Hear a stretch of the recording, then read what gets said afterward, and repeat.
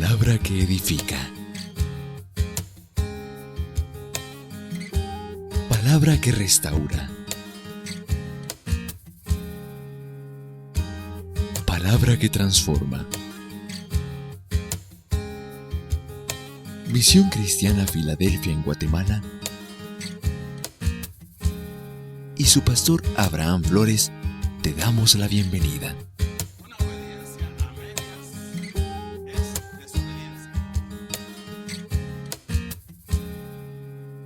Es Hebreos capítulo 5, versículo 7 al versículo 9. ¿Lo tiene? Sentaditos ahí, por favor, quietecitos. Así tampoco Cristo se glorificó a sí mismo haciéndose sumo sacerdote, sino el que le dijo: tú eres mi hijo, yo te he engendrado hoy. Como también dice en otro lugar: tú eres sacerdote para siempre, según el orden de Melquisedec.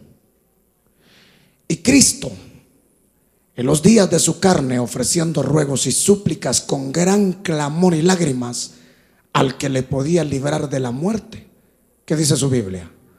Fue oído a causa de su temor reverente, versículo 8. Y aunque era hijo, por lo que padeció, aprendió la obediencia. Y habiendo sido perfeccionado, vino a ser autor de eterna salvación para todos los que le obedecen. Levante su mano y diga: yo soy buena tierra, y su palabra esta mañana me bendecirá. Amén. El tema a desarrollar esta mañana se titula: ¿cómo un Dios tan bueno permite el sufrimiento? Se supone que Dios ama a la humanidad, pero ¿por qué curiosamente tiene que permitir que la humanidad sufra? Miles de personas hoy están sentadas en una esquina atribuyendo a Dios el despropósito de la desdicha que están atravesando, cuando lo que deberíamos de hacer como humanos es sentarnos y meditar por algunos minutos y concientizar con responsabilidad, porque algunos de los sufrimientos que atravesamos en nuestra vida no son necesariamente originados del trono de Dios hacia la humanidad.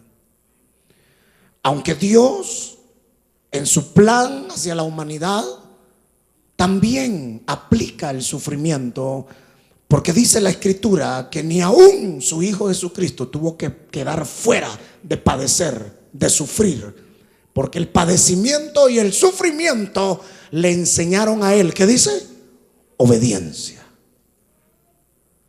Sufrimiento, según el diccionario, significa padecer, sentir, sostener, aguantar, tolerar y sentir cansancio en el caminar. Parecería que un Dios tan bueno no debería de permitir tanto sufrimiento a los seres humanos, pero Dios esconde sus misterios detrás del sufrimiento. Es tan parte de su plan hacia la humanidad que ni aún a su propio Hijo le permitió quedar fuera de él. Hoy hablaremos acerca de 7 tipos de sufrimientos a los que el ser humano muchas veces se enfrenta. Y aunque curiosamente enumeraré 7 sufrimientos, uno de ellos únicamente tiene que ver con Dios. En el libro de Génesis capítulo 3 encontramos el primer producto que atrae el sufrimiento a nuestra vida. El libro de Génesis capítulo 3 versículo 7. Génesis capítulo 3 versículo 7 y 8. Entonces fueron abiertos los ojos de ambos y conocieron que estaban desnudos. Entonces cosieron hojas de higuera y se hicieron delantales. Y oyeron la voz de Jehová que se paseaba en el huerto al aire del día. Y el hombre y su mujer se escondieron ¿de dónde? De la presencia de Jehová su Dios. ¿Dónde? Entre los árboles del huerto. El primer sufrimiento es producido por la desobediencia. Toda desobediencia produce sufrimiento. Cuando nosotros vamos por la vida violando los estatutos, los fundamentos, los mandamientos de Dios, el resultado final de desobedecer, hermanos amados, será el sufrimiento. ¿Dicen amén a eso? Adán y Eva tenían muy claro el plan. Dios fue muy específico con ellos y les dijo qué debían y qué no debían hacer. Sin embargo, nosotros los seres humanos somos una naturaleza tan pecaminosa que nos es más fácil desobedecer que ser obedientes. Pero lo que nunca debemos de quitar de nuestra mente y de perder de vista es que toda desobediencia produce sufrimiento. Hay muchas personas que hoy están sufriendo como resultado de haber sido desobedientes. La palabra de Dios dice que esta generación, Adán y Eva, experimentaron en su sufrimiento tres cosas. Vergüenza, número uno. Número dos, experimentaron miedo. Y lo más catastrófico que pudo haberles pasado en su vida fue que su nivel de relación con Dios nunca más fue el mismo. Cuando nosotros desobedecemos a Dios, nuestra relación con Dios, hermano, no será la misma jamás. ¿Me escuchó eso? He ahí el resultado porque muchas veces la presencia de Dios no desciende a nuestros cultos, hermano. Hay mucha gente que atribuye que son los cantores, que son los músicos, que de plano andan en pecado, que de plano esconden algún conejito por ahí y que por eso la gloria de Dios no cayó. Pero sabe que habemos personas que arruinamos muchas veces el ambiente espiritual para que Dios no descienda, porque muchas veces nuestro estilo de vida es de desobediencia. Y aunque hemos logrado evadir la mirada del hombre, mi amado hermano, quiero recordarle que jamás, nunca en la vida podremos escondernos de la mirada de Dios. Y aunque la Biblia dice que Adán y Eva se escondieron de la presencia de Dios, hermano, le quiero hacer una pregunta. ¿Usted cree que podemos escondernos de la presencia de Dios? ¿Sí o no? El salmista David dijo: si me fuere a lo alto de ese monte, ahí estás tú, oh Jehová. Y si me fuere a lo profundo del mar, ahí estás tú también, oh Jehová. En el momento que ellos pecaron y desobedecieron, la primera reacción fue la vergüenza, porque la vergüenza será uno de los, hermanos, de los ingredientes que el ser humano sufre cuando desobedece. Le voy a decir algo con mucho respeto, hermano, con mucho respeto. Hay dos jovencitas dentro de una iglesia, cristiana las dos. Una de ellas decide casarse con su novio, viven una relación normal, pidieron permiso, hicieron las cosas normales. Se casaron, tuvieron un hijo. ¿Estamos de acuerdo? Del otro lado tenemos a otra persona que no hizo bien las cosas. Ponga atención. A los años vienen las dos mujeres delante del altar a presentarle sus hijos al Señor. Pregunto: ¿bendice Dios al niño que sus padres lo hicieron todo correctamente? ¿Sí o no? ¿Bendice Dios al niño que sus padres no hicieron correctamente las cosas? Sí. Sí. Entonces, ¿dónde está la justicia de Dios? Si bendice igual al que hace bien las cosas y bendice igual al que las hace mal, ¿dónde está la diferencia? Se lo voy a explicar. Jacob y Esaú buscaban la bendición de su padre Isaac. Usted conoce que el Jacob era tremendito. Él era guatemalteco, tenía DPI. Y dice que engañó a su papá porque su papá ya no muy miramontes. Y se aprovechó de la ceguera y se puso pelos porque Esaú era velludo. Y dice que el propósito era la primogenitura, la bendición, que de la boca salía una palabra de bendición sobre ese hijo. Y dijo Jacob: yo se la tengo que ganar a mi hermano. Se disfrazó y ya aquel hombre ciego lo tocó y sucedió lo que sucedió. Ponga atención, lo bendijo a Jacob. Al rato descubre Esaú que su hermano lo había engañado. Y dijo, a la voz, es que mira, mamá, le dijo, no miras que el Jacob pues me engañó, no fue con mi papá y me quitó la bendición. Anda con tu papá. Le dijo, papá, le dijo, fíjate que el Jacob te engañó, papá. ¿Y qué cree usted que le dijo Isaac? De verdad, mi hijo, le dijo, mira, pues como yo ya no miro, papá, le dijo, entonces yo declaro que la bendición que declaré sobre Jacob no tiene valor. Vení para acá, te voy a bendecir. Le dijo, perdóname, pero la bendición yo ya la di. Entonces esto se llama bendición por derecho y bendición por misericordia. Se la voy a poner más fácil. Jamás delante de Dios se va a presentar una persona con la misma solvencia que las personas que hacen bien las cosas. El que hace bien las cosas vendrá delante de Dios y le dirá, Señor, aquí donde yo estoy parado, solo quiero decirte que aunque sea gateando, pero llegué bien al matrimonio. Respeté a mi esposa, hicimos las cosas como a ti te agradaban. Así que te pido por favor que me mandes hoggies, compotas, pañalera de marca. Amén. No es una petición, es mi derecho legal. Pero el que hace malas cosas llega, Señor, me paciento, Dios. Pero si tú quieres, aunque sea un pañal de Aquetzal, dame, Padre. Entonces, la vergüenza de desobedecer se vive. ¿Me está escuchando? Cuando ellos desobedecieron, lo primero que les vino fue vergüenza. Y dice que corrieron a esconderse. Yo me imagino ese cuadro, hermano, Adán y a Eva metidos entre los árboles, hermano. Cállate, ahí viene Dios. Eva, agachate, mamadita, nos va a ver. Y Dios decía, Adán, Adán. Pregunto yo, ¿sabía Dios dónde estaba Adán? Entonces, ¿por qué preguntaba? Porque Dios esperaba que Adán saliera al frente responsablemente y decirle, Señor, me equivoqué, fallé. Pero la primera reacción que él tuvo fue esconderse.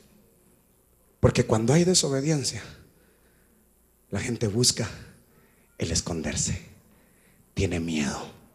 Se esconden de medio mundo, pero la mirada de Dios jamás se esconderá.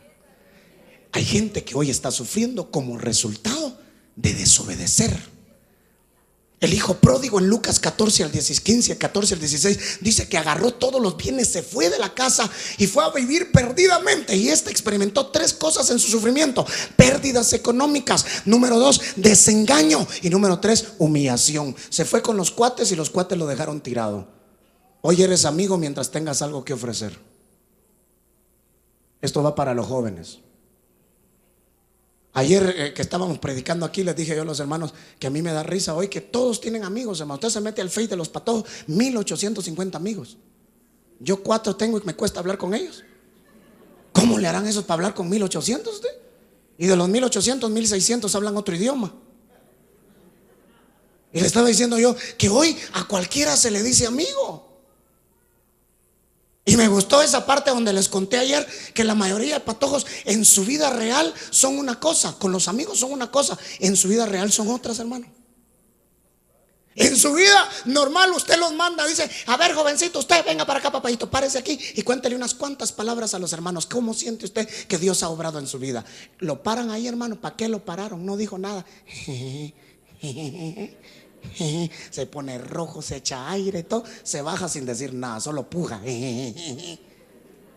Pero yo les digo a los hermanos, contrólenlos en el perfil de su Face. Así están, miren.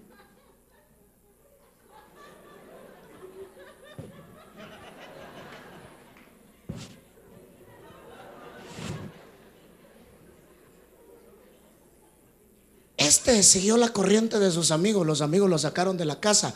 Perdió lo mejor, hermano. Perder dinero no era tanto. El desengaño fue lo más duro que él pudo llevarse en la vida. Sus cuates, yo le aseguro que le decían, venite con nosotros, no te va a faltar nada, mientras él tenía que ofrecerles. Pero de repente su desobediencia lo llevó a desengañarse, que ese mundo de allá afuera no es lo que pinta, hermano.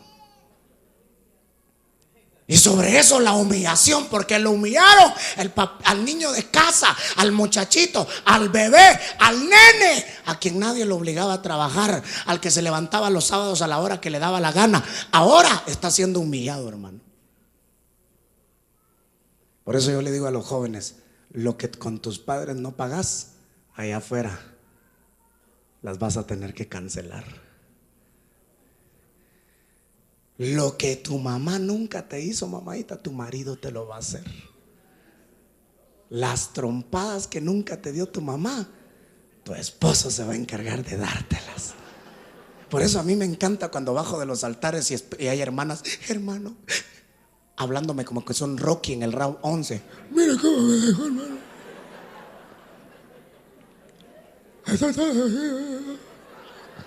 Y digo yo dentro de mí, va, saber qué clase de hija fue esta. Le están pasando la factura. Porque a las malas hijas la vida también les da malos maridos.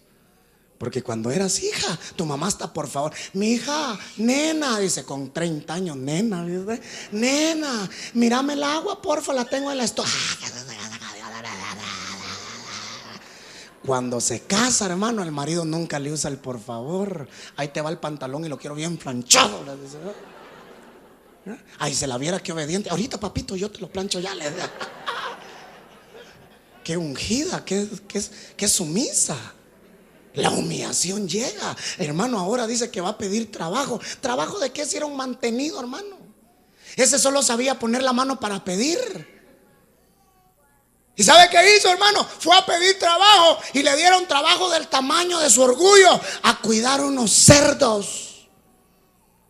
Hubiese sido más digno que lo hubieran puesto a cuidar un par de pastores alemanes, un par de chuchos, hermano, porque uno con un par de chuchos se divierte cuando ya está aburrido.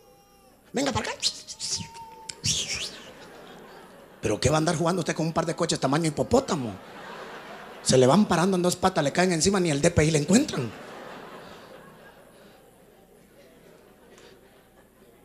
Y eso no es lo humillante. Lo humillante es que dice que llegó hambre a él, y cuando vio a los cerdos que comían, él deseaba comer también, y los cerdos no le compartían. Hermano, llegar al límite que ni los coches le quieran dar a uno.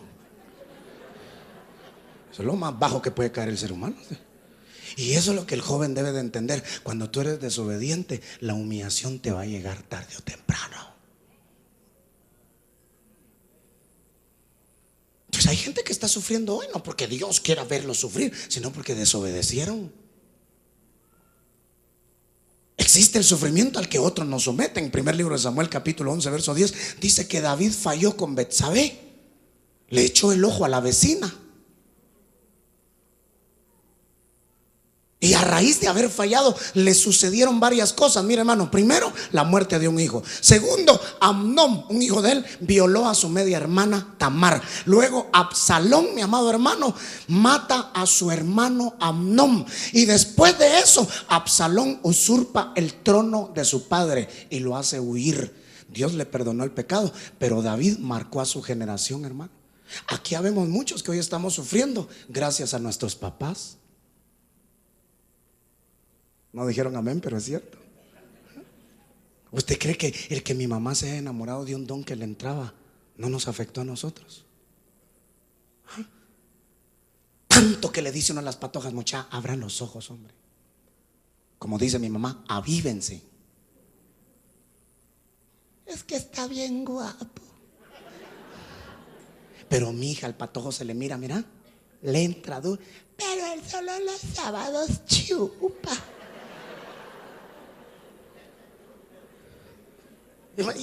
Y no entienden, hermano.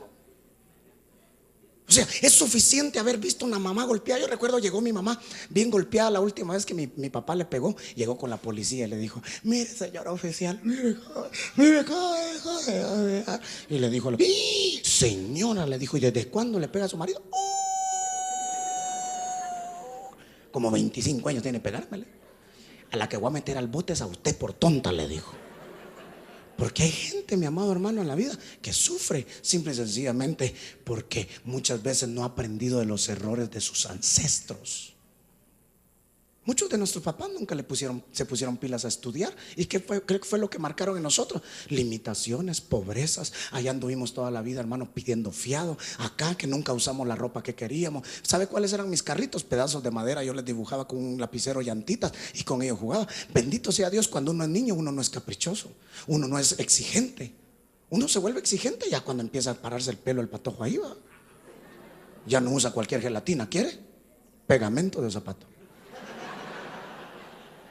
Si por ahí me contaron, fíjense, hermano, que dice que ya no van a sacar más ese Virgo Gel en botecito. Ya no lo van a sacar más. Dicen que ya se dieron cuenta que lo venden bastante para los patojos, y ahora en adelante lo van a vender en tonel, para que en la mañana los patojos cuando se levanten solo metan la cabeza así, mira. Entonces, hermano, la humillación va a llegar si tú eres desobediente, si tú no aprendes de los errores de tus ancestros. ¿Sabe una cosa? El sufrimiento que llegó a mi vida, yo no se lo quiero trasladar a mi familia, yo no se lo quiero trasladar a mi generación. Yo quiero que mi generación llegue a las universidades donde yo no llegué, que mis hijos escalen a la cima donde yo nunca pude llegar. Pero hay que aprender, hermano. Si mis papás son agarrados, yo voy a ser generoso. Si mis papás son domingueros, yo me voy a comprometer con el Señor todos los días. Aló. Si mis papás toda la vida han dicho: no, usted, yo con las cosas de Dios, mire, a mí me gustan las cosas de Dios, pero a mí de que me gusta más tan tranquilo. Porque yo le voy a decir una cosa a usted, porque si uno se mete con las cosas, porque mire, si uno se mete ahí, las cosas empiezan los problemas. Entonces uno no, mejor aquí sentadito, no me pasa nada. Yo como hijo me voy a meter con Dios. Que tus generaciones no marquen tu vida. Oye, la gente está sufriendo gracias a esos padres que no tomaron ideas en el futuro, no vieron hacia adelante. Tú como joven y señorita, traza tu vida, pero trázasela también a tus hijos, a tus generaciones, dándoles lo mejor. Marcó a las generaciones por no hacer las cosas bien desde el principio. El sufrimiento producto de una pérdida. Algunas personas hemos sufrido en algún momento por la pérdida de un ser querido. Levántame la mano, ¿cuántos han perdido a un ser querido aquí? Hasta arriba la mano, primo, tío, hermano, como sea. Levante la mano. Hermanos amados, véanme acá. ¿Es cierto o no es cierto que cuando uno pierde a un ser querido, oiga lo que le voy a decir, uno siente que con esa persona se fueron nuestros sueños, se fueron nuestros deseos de vivir, se fueron nuestras ganas de avanzar en la vida? Yo conozco personas que hoy están amargadas en contra de Dios. ¿Sabe qué dicen? ¿Por qué no se muere la gente mala? ¿Por qué se tienen que morir los buenos? Mire, se murió mi abuelita, hacía tamales y le regalaba a todo el vecindario. ¿Por qué no se muere ese ladronote de la esquina que ya lleva como 40 ingresos a pavón? ¿Por qué se tiene que morir la gente buena? Usted, esa gente que no le hace daño a nadie. ¿Por qué? Y hoy por hoy están amargados en contra de Dios porque perdieron a un ser querido. Pero ¿sabe cuál es el propósito de un sufrimiento por una pérdida? Aprender a valorar al que se queda con vida. Yo tenía mi hermano con el cual me peleaba con él por cosas tan ridículas como un par de calcetines, hermano. Mi hermano era más gordo, él era gordo, y yo me compraba mis calcetines, hermano, y de repente llegaba yo a la casa y ya no miraba mis calcetines. Le decía: vos no has visto mis calcetines, no son estos, me decía. Cuando se los quitaba, miren, como que eran pantaloneta, me quedaban, usted. Tenía una pierna como que era de elefante, mire usted, y me estiraba mis calcetincitos. Me pegaba unas revolcadas con mi hermano, usted, por un par de zapatos, por un par de calcetines. ¿Sabe cuándo fue lo duro? Cuando nos llamaron un jueves de madrugada contándonos que a mi hermano lo habían acribillado con AK-47 y le habían dado 4 balazos en la cara. Eso es duro, hermano, porque en ese momento uno despierta de la fantasía egoísta del ser humano y uno dice: ¿cuántas veces yo me peleé por cosas sin sentido con este? Hoy quisiera tenerlo vivo para decirle: hermano, no solo te los presto, te los regalo. Me dijo Dios: no puedes rectificar eso, pero valora a los hermanos que te quedaron vivos. Porque yo le voy a decir algo, hermano, hay jóvenes aquí que son más buena onda con sus cuates que con sus propios hermanos. Sí. a su amiga que se la conoció ahí, saber de dónde va usted. Tú y yo, amigas forever, chicas poderosas. Cáigame bien. Hacele favores a tu hermana. Hay muchos hermanos que a los chiquititos, ¿cómo los humillan? ¿Se han dado cuenta de esos? Los grandotes a los pequeños. Mucha ven atrás, tortilla, le dice el grandote. Tortilla, y allá va aquel. Pero tenga cuidado, porque ese chiquitillo puede ser el José mañana de la familia. Del que más usted se ríe, del que más se burla, puede ser que sea su jefe mañana. Trátelo bien. Ame a sus hermanos. El perder a una familia, ¿sabe qué dice San Juan capítulo 11? Que Marta y María habían perdido a Jesús, pero ambas reaccionaron de diferente forma ante la muerte de su hermano. Y no porque una amara más a Lázaro que otra, sino porque ambas tenían una conexión diferente con Dios. Dice que Marta salió al encuentro y le dijo: si tú hubieras estado aquí, Señor, mi hermano no se hubiera muerto.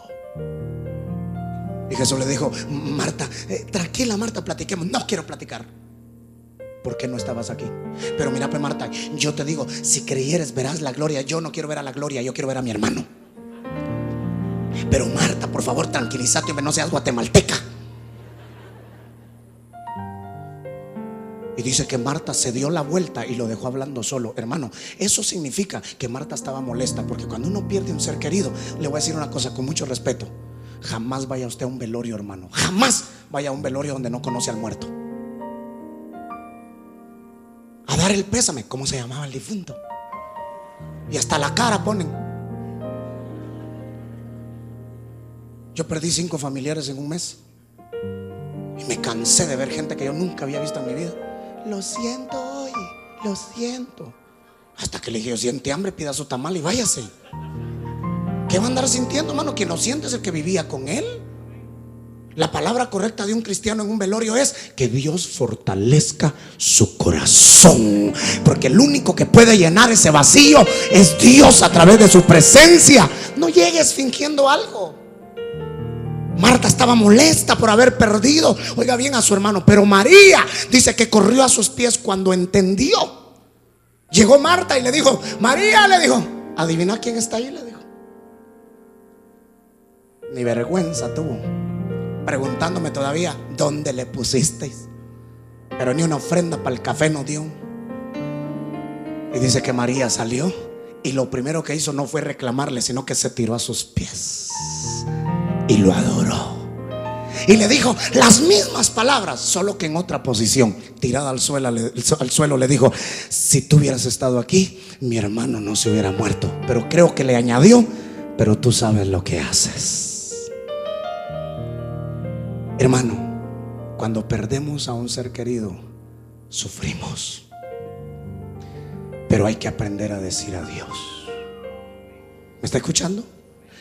Hay que aprender a decir adiós. La vida continúa. No te pelees con Dios, porque ese ser querido se fue de tu lado. No te pelees. Él es el dueño de la vida. Él es el dueño de la muerte. Él la da y Él la quita. Si ese ser querido hoy estuviera vivo y tú le preguntaras a esa persona si tienes que abandonar o continuar, ese ser querido te diría: continúa.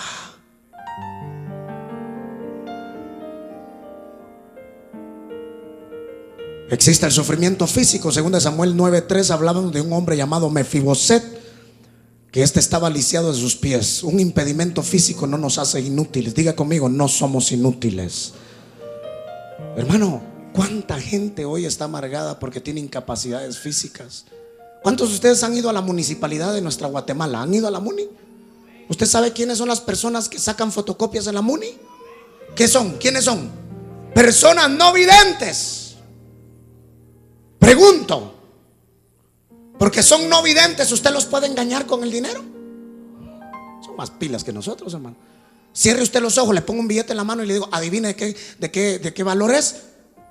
No le atinamos, porque Dios probablemente a ellos les impidió tener vista, pero les desarrolló el tacto. Ahí está, yo vi gente en los buses, hermano, sin una pierna, con bolsita. Mire aquí, señores, aquí les voy yo con una paleta, por favor, sin pierna. Pero no son inútiles. Algunas veces no somos felices con lo que Dios nos ha dado en nuestro cuerpo. Si usted es chaparrito, ámese. En los envases más pequeños están las mejores lociones. Sí, hermano. Yo tuve mis complejos de tamaño, se lo confieso aquí entre nos. Yo cuando buscaba mi novia, buscaba que tuviera buena banqueta. Ella abajo, yo arriba. Un día hasta soñé con comprarme un par de zapatos de plataforma, hermano. Yo le decía, Señor, con tan solo unos 10 centímetros más que me hubieras dado de tamaño, sería el hombre perfecto.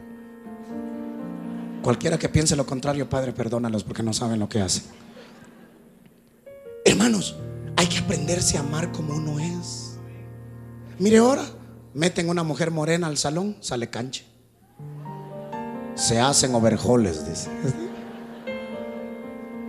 Si usted se aburre de la morena, dice, quiero una canchita, la manda y se la mandan de regreso, bien arregladita. La gente hoy vive insatisfecha, hermano. Se cambian de color de ojos, hermano, aprendamos a amarnos como somos. Hay gente que hoy sufre el desprecio y la burla de otros. Papás que estamos aquí, cuidemos a nuestros hijos, amémoslos, alimentémoslos bien. Hay papás que a los hijos solo hamburguesa les dan, hermano. Mire, uno a los hijos, si los hijos se ponen así, mire, uno los ama. Uno los va a amar como se pongan. ¿Sabe cuál es el problema? Que en el colegio no conocen la lástima, hermano. Allá les van a poner aquellos apodos que los van a marcar de por vida a los patojos. Cuidemos a nuestros hijos para que físicamente ellos tengan, hermano, un valor. Ellos puedan desarrollarse en la vida sin complejos. Mefiboset, ¿sabe dónde estuvo? Escondido en Lodebar, en un lugar metido donde nadie podía compartir con él. Allá estaba apartado de la sociedad, porque él tenía un problema, un sufrimiento físico. Nada que te haga falta en el cuerpo te hace menor a los que estamos aquí. El mismo precio fue pagado en la cruz del Calvario.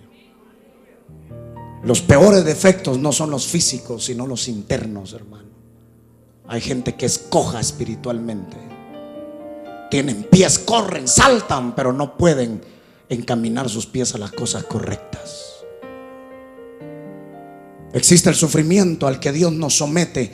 Job capítulo 42, 12 al 17 dice que Dios le retribuyó a Job lo que había perdido, pero este era un sometimiento, Dios probando su carácter, formando su carácter. Algunas veces en el sufrimiento que Dios nos mete, hermano, muchas veces no aguantamos, pero oiga lo que le voy a decir: hay que aprender a fortalecernos en Dios en medio del sufrimiento. ¿Sabe por qué? Porque al final del túnel nos espera la victoria. ¿Me está escuchando?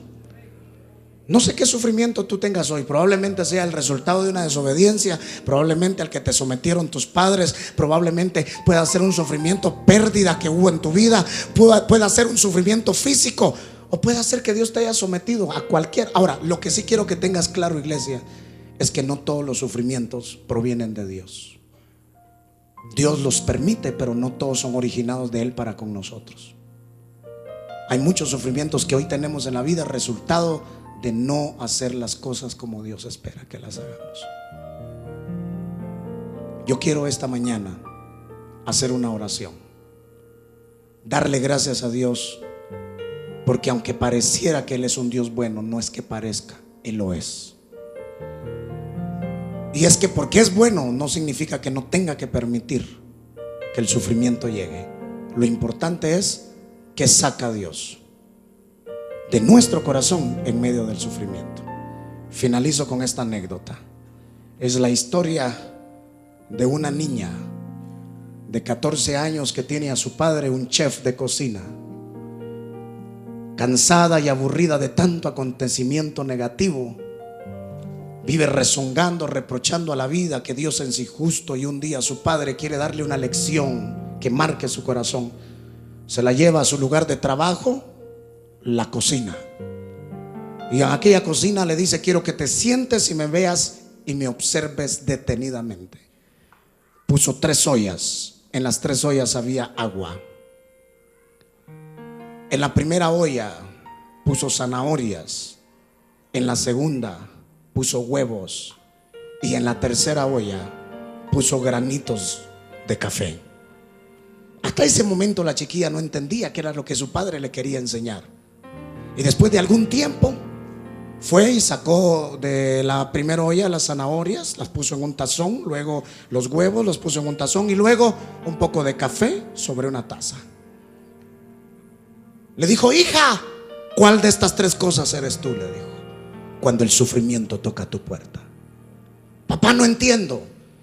Las zanahorias antes de ser metidas al agua eran duras, pero la fuerza del calor del agua las hizo débiles. Las tocó y se derretían, se deshacían. Gracias. O eres como este huevo. Este huevo por fuera era duro, por dentro era suave, pero el fuerte calor del fuego rompe su cascarón y ahora es duro por dentro. ¿Será que tú también has reaccionado al sufrimiento como él? Eras una persona firme, pero ahora no solo eres firme por fuera, sino por dentro te has endurecido. ¿Te amargó el sufrimiento? ¿O eres como los granos de café, que soportó lo mismo que soportó las zanahorias y soportaron los huevos, pero fueron capaces de cambiarle color al agua? ¿Cuál de esos tres eres tú, iglesia? ¿Eres huevo, café o zanahoria? Ante el sufrimiento, ¿qué es lo que hay en tu vida? ¿Reprochas, criticas, señalas, blasfemas, hablas mal en contra de Dios? ¿O te conviertes en una persona que lo único que le queda es correr a Dios? Ponte de pie, por favor. Si esta palabra fue de bendición a tu vida, háznoslo saber al correo